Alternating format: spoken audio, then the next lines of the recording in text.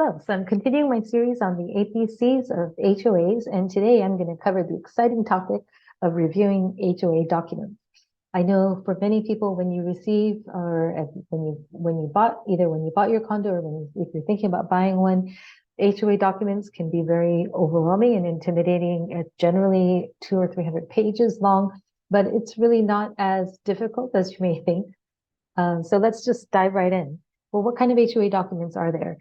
As I've noted in a previous video, when selling a condo, there are certain documents there's a whole list of documents that are required for the seller to provide to potential buyers so that they will have all the information that they need.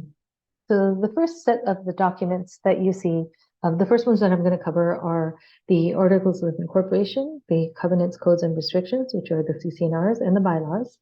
The Articles of Incorporation are super easy. It's going to be mainly a 1 or 2 page document that shows when the HOA, the homeowner association, was incorporated and officialized in the state. So that's pretty straightforward. There's not really a lot to look at there. Then there are the Covenants, Codes, and Restrictions, which are also known as the CC&Rs, and those are going to be a lot longer, and I'm going to cover that on the next slide. And then the bylaws. So the bylaws talk about how the board is set up, how the association HOA board is set up, what are their duties, how do you vote, what happens if, what are the different voting procedures and meeting procedures. So going back to the CC&Rs, those they tend to be one of the bigger documents that you'll see. What they do is go into specifics into designating the homeowner versus the HOA responsibility. So what parts of the unit are each individual owner's responsibility? What part is the HOA responsible for? Is it, how do you deal with the exterior? How do you deal with balconies, parking spaces, storage units, all of that? So that's a big piece of the CC&Rs. Plumbing, how do you maintain plumbing? A lot of the policies will be set up there. Another that you'll find in the CC&Rs often is the percentage of ownership for each unit. Why each unit is not necessarily going to have the same number of units. So just to kind of backtrack a little bit, when you're buying into an HOA, or a condo, the way that it works is that each owner is going to be purchasing their own little piece. So you're inside your unit, the interior of your unit, that section belongs 100% to you. Then there are going to be the common areas and amenities. So the hallways, the lobbies, the exterior of the building, even the balconies, a lot of times those will actually be owned by each of the individual units will own a percentage into that. And oftentimes that's designated roughly by square footage. So if you have a smaller unit, then they're going to have a less percentage ownership in the rest of the complex. If you're a bigger unit, then you might have you might have a bigger percentage that also translates into generally higher HOA dues. But then when you go to sell the value, the idea is that the bigger unit you have, the more value you have anyway. Then the CC&Rs, you may also see parking and storage information. So how they're broken up into different sections, as well as the maintenance of it and who's responsible for what. Also, rental restrictions are commonly found in the CC&Rs. So just generally, how is this HOA set up? How is it run? And what are the rules and restrictions in general, again, are going to be found in those CC&Rs. The next major piece of HOA documents that you'll find are the financials piece. So that includes the budget. You want to make sure that you have the current year budget, because sometimes it's not uncommon that you'll find a budget that's like a few years old for some reason. The financial statement, which shows the operating, how is the HOA operating? Is it is it in line with the budget? What are the extra expenses that have been happening? And then there's reserve study, which basically calculates out what are the major expenses, the capital expenditures for the building, the main things, the roof, exterior painting, amenities, hallways, elevators, if you have them. It calculates out how much are you going to need over the next 30 years, and then takes how much do you have now in your reserves, and what is that percentage? So what that does is actually tell you then how it gives you a little bit of an idea of how strong the financials are.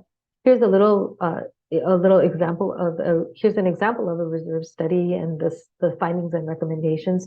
So as you can see here at the very bottom part, there is a colored bar, and you can see on the very bottom, on the very left-hand side is poor. That's under 30%.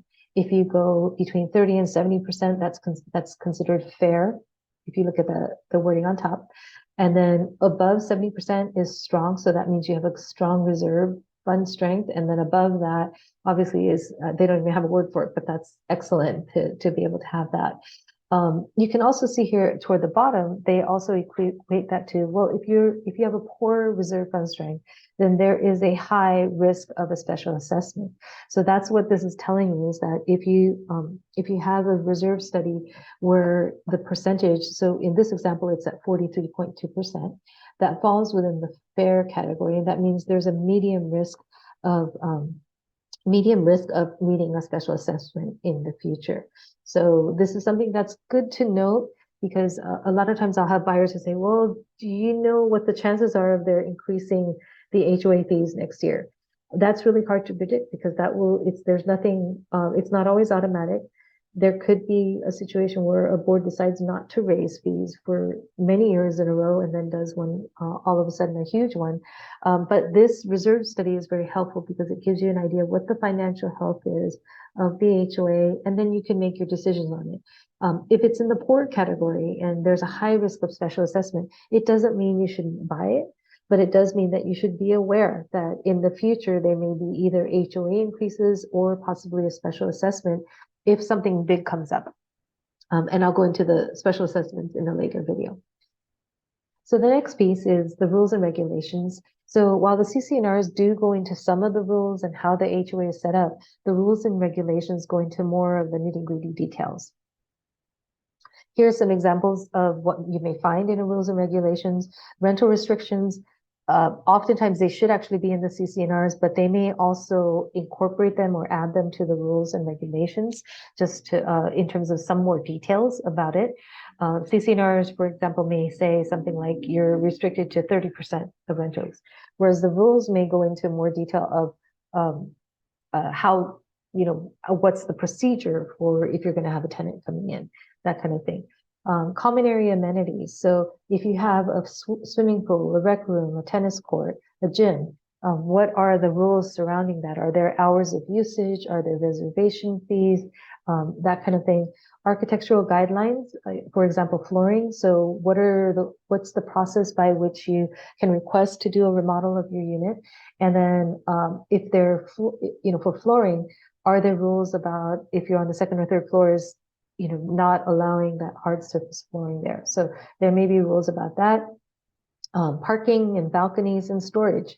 So some rules in that. Sometimes the storage, what's very common is for there to be rules about not storing anything on your balcony. So all you can have on there is maybe your some decorative plants, some balcony furniture, that kind of thing.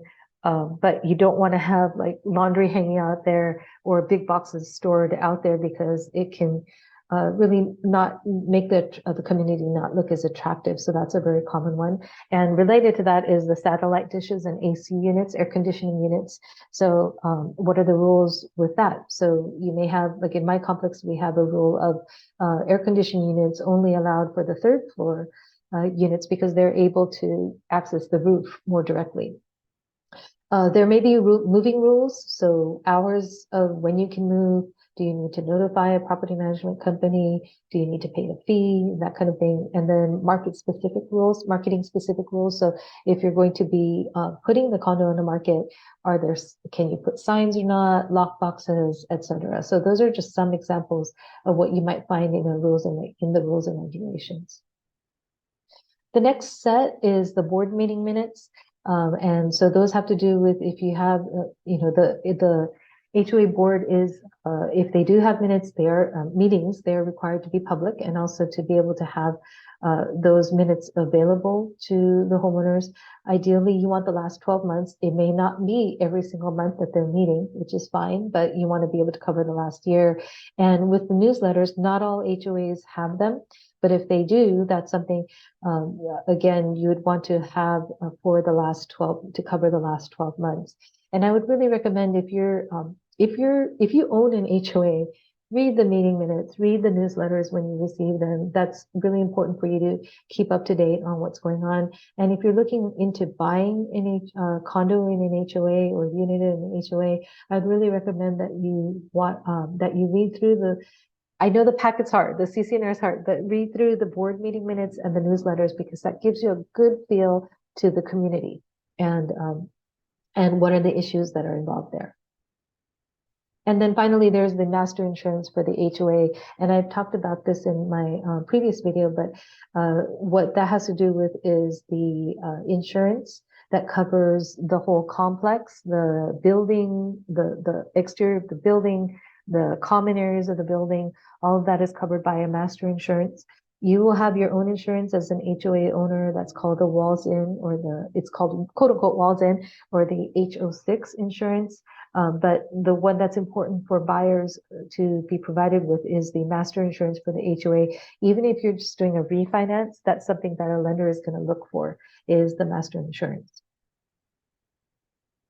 So that's it for the package. I would just say three things, or just kind of in conclusion, say, if you're a seller, know your HOA. Be sure to disclose to all potential buyers any issues that you know of.